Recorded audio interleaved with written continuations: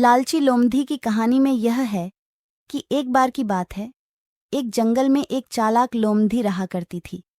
गर्मियों के दिन थे और वह भूख से परेशान होकर जंगल में भटक रही थी।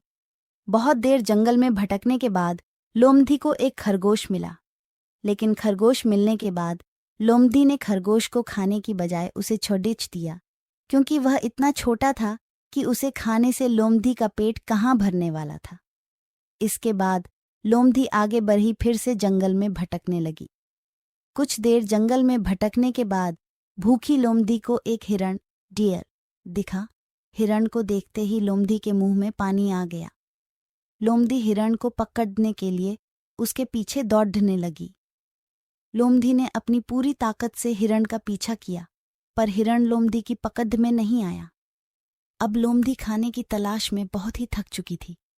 जब लोमधी के हाथ हिरण भी नहीं लगा, तो लोमधी सोचने लगी कि इससे अच्छा होता वह छोटे से खरगोश को ही खा लेती, जिसको उसने छोड़ा था।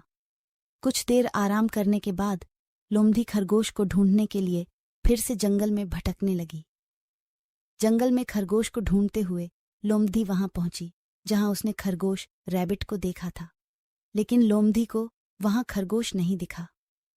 थक हार कर लोमधी को अपनी गुफा में लौटना पड़ा, जिसके बाद कई दिनों तक भूखी लोमधी अपनी गुफा में भूखा रहना पड़ा और बहुत दिन बीत जाने के बाद लोमधी को खाना मिला। कहानी की सीख।